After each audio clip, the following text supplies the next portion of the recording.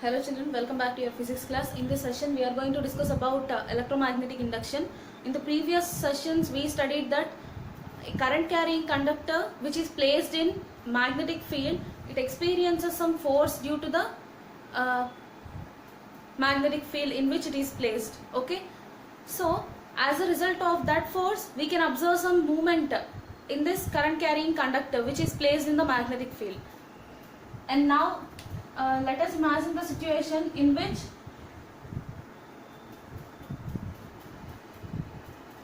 a conductor is fixed in a moving magnetic field.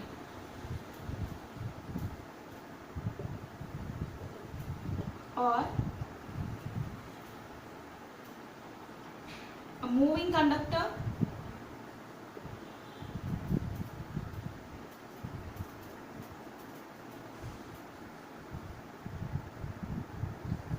in the stationary magnetic field.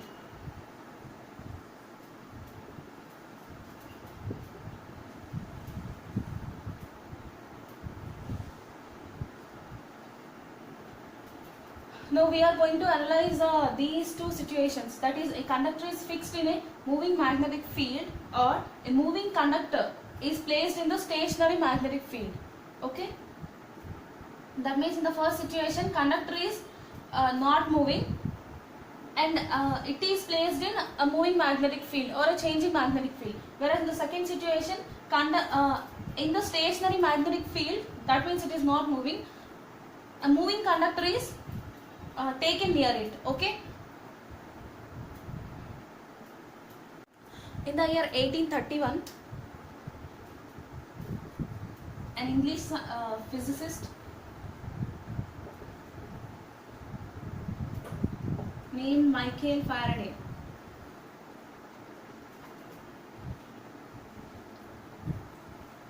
he made an important breakthrough by discovering how a moving magnet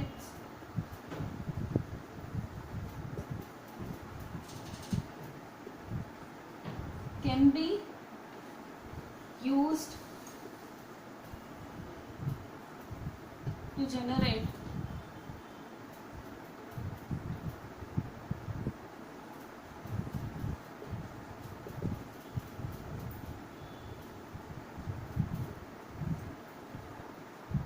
he made an important breakthrough by discovering how a moving magnet can be used to generate induced current in a conductor.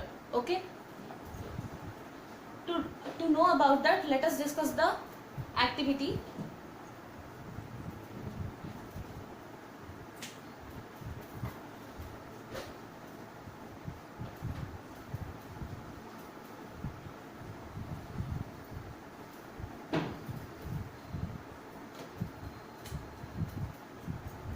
So to perform this activity,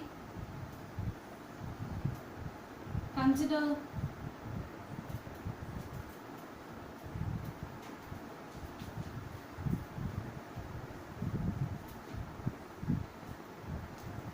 an insulator in the form of a cylindrical, which is in the form of a cylinder. So around it wound a coil AB of large number of turns. Okay, and connect its two ends to a galvanometer.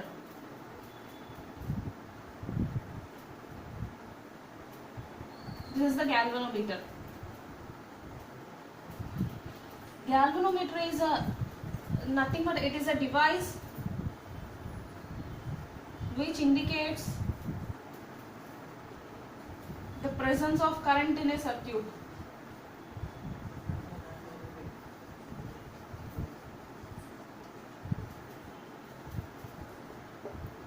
It is a device which indicates the presence of current in a circuit. Okay, by using this, so the two free ends of this coil which is wounded around an insulator which is in the form of a which is in the form of a cylinder, its two ends are connected to a galvanometer. Okay, So what is the purpose of galvanometer? It indicates the presence of current in a circuit. Okay. And now you have to take a bar magnet.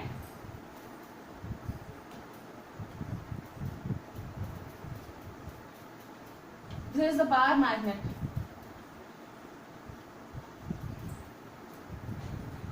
And now here first I am considering the north pole of this bar magnet.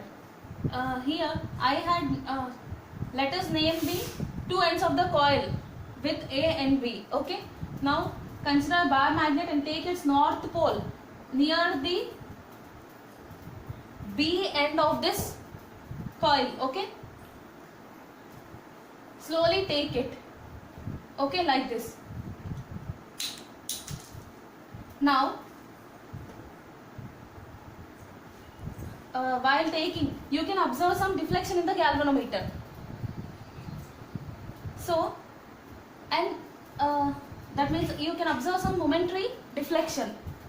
And after taking it to certain distance, you better stop it.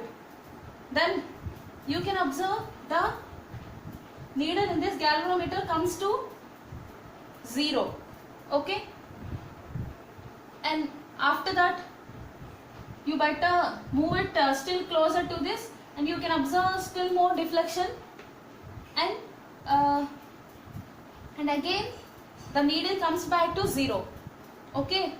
Now the bar magnet is closer to this to the B end of this coil, and now what we have to do is take this bar magnet slowly away from this coil. Okay. So then also you can observe some deflection in this needle of this galvanometer, but in opposite direction to the previous case. That means for suppose while you are bringing this towards the coil, then you can observe deflection in this direction, and while you are taking this away from the coil, then you can observe the deflection in the needle of the galvanometer in this direction. So you can observe some deflection, a momentary deflection, but in opposite directions. Okay. So this is one observation, and after that you can change the north pole with the south pole, and you can do this. Okay. Then also you can observe some deflection, a momentary deflection in the needle of this galvanometer. Okay. So now we had considered a fixed coil, okay, and a moving magnet, and now we are going to fix this bar magnet and consider the motion of this coil. Okay. So now what you have to do is you need to place this bar magnet here itself without moving it. Okay. And now you have to take this coil slowly towards the north pole of this bar magnet. Okay. Then you can observe some deflection in the coil. Okay. Towards this direction. Okay. And when you take it closer to the north pole, then you better stop it. Then immediately the needle comes back to the 0 position. Okay. And next, now you have to take this coil slowly away from this bar magnet. Then also you can observe some deflection, but in opposite direction. Okay. Deflection in the needle of this galvanometer, a momentary deflection, and again immediately it comes back to its 0 position. Okay. So from this activity we can observe two things, that is galvanometer. It is a device which indicates the presence of current in a circuit. How? By changing or by showing deflection in the needle which is present inside this galvanometer. Okay. See, this galvanometer, it is having 3 positions. This is 0, and this is right position, and this is the left position. So depending on the direction of current, we can observe the movement or the deflection in the needle of this galvanometer towards right or left. Okay.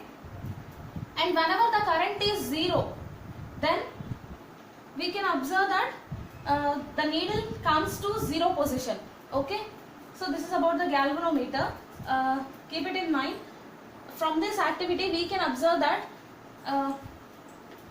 the change in the position of this needle, that means a momentary deflection is observed. That means some current is passing through this.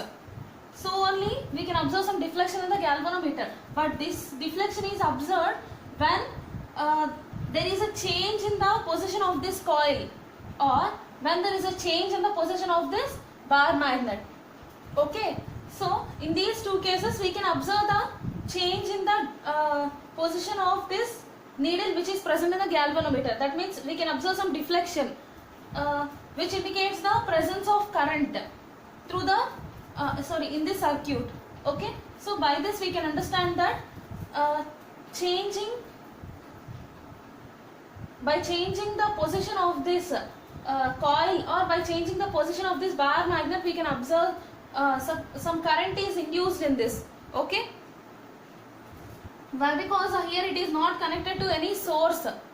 Okay, it is connected to a device which can identify or indicate the presence of current in this circuit. Okay, and that current has induced in this circuit only because of changing magnetic field or changing coil. Changing position of this coil. Okay, and we observed one more thing, that is the galvanometer came to its zero position when the bar magnet is in rest position and the coil is also in rest position. Okay, so this is the small activity. By this we can understand that the current induces in this coil when in the two cases. The first one is when we can observe the change in the position of this bar magnet, or that means moving bar magnet is present near this, or the second case is when we can observe a fixed bar magnet and near it this coil is moving. Okay, this coil is kept in motion. So in these two cases current is induced. Okay, by this we can understand that moving magnetic field creates or induces current in this circuit. Okay,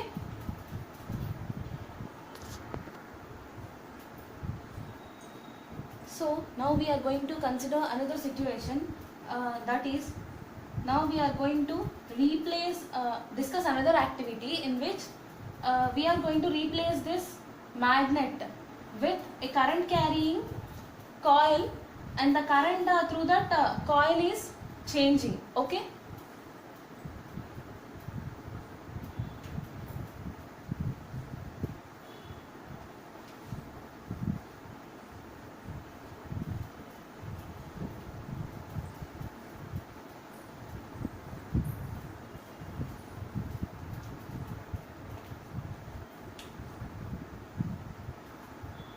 so let us consider a cylindrical rod which is made of insulator. Okay, now take two coils of different sizes. The first coil is having large number of turns than the second coil. Okay, let us consider, I am taking a coil, this coil is the first one, which is having some 100 turns, and it is connected to a source.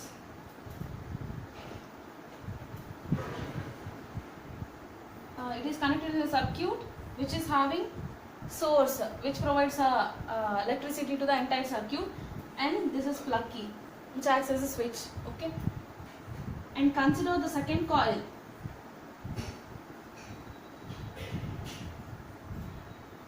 which is having some 50 turns. Okay, and it should be connected to galvanometer.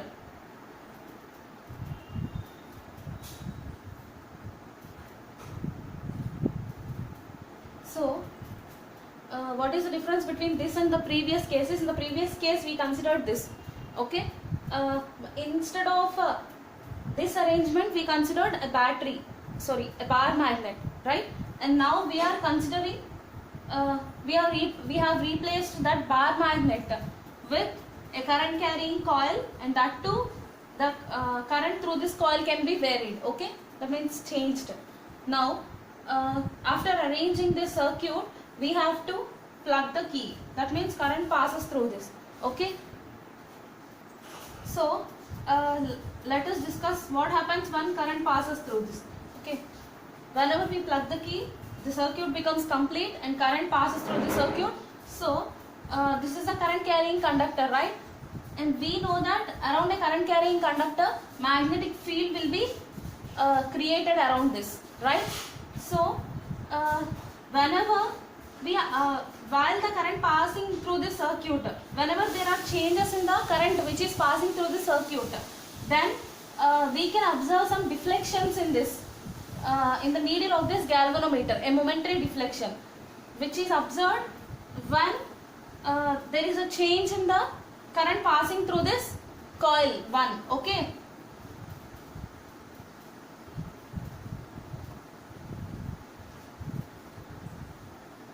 either in this direction, either to right or to the left.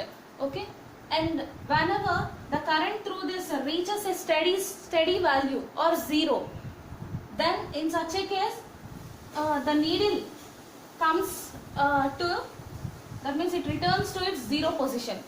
Okay, indicating no current in this. And whenever there is changing current in this coil 1, then we can observe some current and which is induced in this. Okay, through the deflection of the needle of this galvanometer, either to right or left. Okay,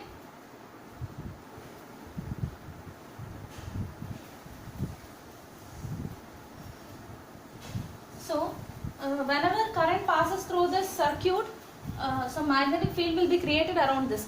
And if the current through this is changing, that means it is varying, then we can observe some variations in the, that means the magnetic field which is created around this current carrying coil, in that also we can observe some variations. Okay, it becomes a varying magnetic field. In the previous activity we discussed that varying magnetic field, when it is brought near a current carrying a coil which is connected to a galvanometer, then what happens?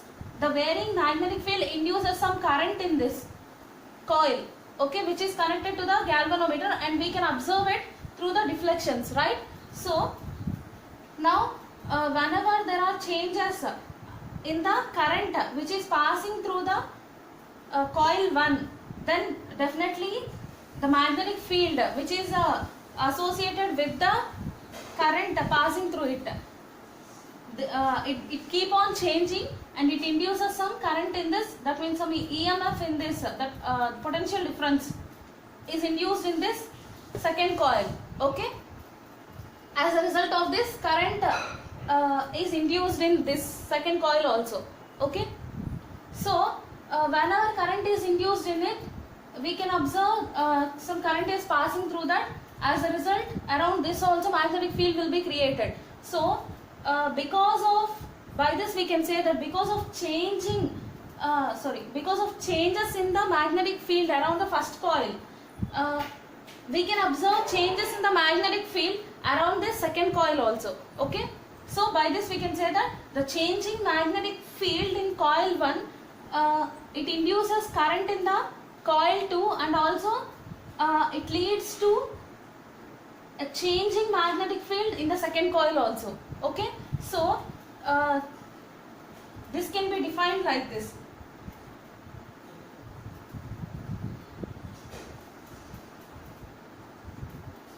The process in which the changing magnetic field in one coil induces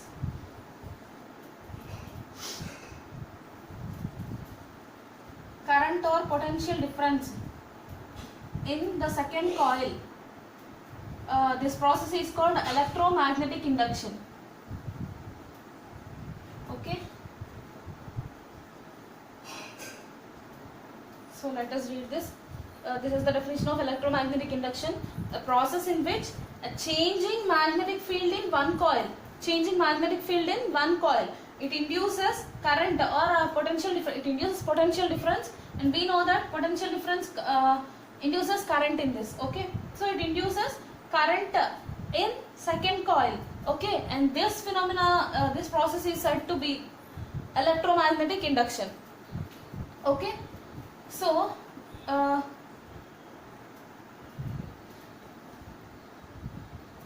by this we can say that a moving magnetic field induces current in a stationary coil, okay, or stationary conductor, or a stationary conductor, sorry, or a stationary magnetic field around it. If we keep on moving the coil or a conductor, then also some current will be induced in this coil. Okay, so this is nothing but electromagnetic induction, and as a result of the induction of current in this, it is convenient to move the coil around a stationary magnetic field. Okay, so and whenever we move a coil around a stationary magnetic field, then some current induces in this, okay, in this coil, which is kept moving around the stationary magnetic field. So in such a case, the current whichever induces in this coil will be maximum in its magnitude when the motion of this coil is perpendicular to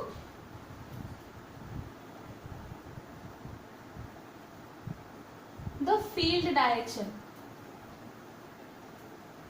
Okay, and as a result of this, current induces in this coil, and the direction of that induced current can be known from Fleming's right hand rule. Okay, in the previous classes you learned about in the previous sessions you learned about Fleming's left hand rule, right? So in the similar way, now we are going to learn about Fleming's right hand rule. For that, you need to stretch the first three fingers of your right hand. Okay, the first finger, thumb finger, it indicates the motion of the conductor, okay, in the magnetic field, and the forefinger indicates the field direction, whereas the thumb finger indicates the induced current. So here in Fleming's, by applying or by using this simple Fleming's right hand rule, we are going to know the direction of induced current which is due to the motion of the conductor in the fixed field. Okay, so that can be given by your middle finger, okay, which shows the induced current direction. Okay, so this is about the electromagnetic induction. In this session I explained you about electromagnetic induction by discussing two activities, and this electromagnetic induction, this process was first discovered by, it was first studied by an English physicist, and his name is Michael Faraday. Okay, so in the previous sessions you learned about motion of a conductor which is placed in a magnetic field. That means motion of conductor, it is due to the force experienced by the conductor which is placed in the magnetic field. And now to learn about this electromagnetic induction, we discussed the different situations. That is, the first situation is a current carrying a conductor is moved around a magnetic field or in the magnetic field which is fixed. And the second situation is a moving coil, a stationary coil, and around it magnetic field is kept on moving. Okay, so in these relating to these situations we discussed two activities. Okay, in the first activity we considered a bar magnet. Okay, and in the second activity we replace the bar magnet with this circuit. Okay. So here in the second activity we discussed about the two coils, coil 1 and coil 2. Here the coil which is connected to this circuit and which is having large number of turns when compared to the second coil is said to be the primary coil.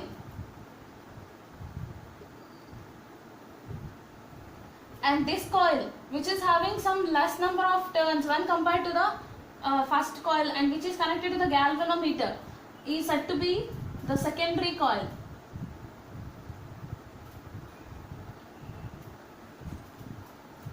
So we also discussed about the Fleming's right hand rule. Okay, in Fleming's right hand rule, this rule is used to know the direction of induced current. Okay, as a result of the motion of conductor in perpendicular direction to the field. Okay, that is fixed field. So this is about the electromagnetic induction. This ends this lesson, that is magnetic effects of electric current. In this lesson we discussed about a bar magnet, magnetic compass, and the interaction between the poles of a magnet, and how what type of changes are observed when a bar magnet is brought nearer to a magnetic compass. So these topics we discussed, and also the magnetic field lines. How can we draw magnetic field lines around a bar magnet by using a magnetic compass, and how a magnet shows the presence of its shows its influence in the region surrounding it. That also we discussed by using an activity which can be performed by considering two things, that is a bar magnet and also iron filings. Okay, and after that we discussed about magnetic field, whether it is having both magnitude and direction or not. We discussed about that, and the field lines and the characteristics.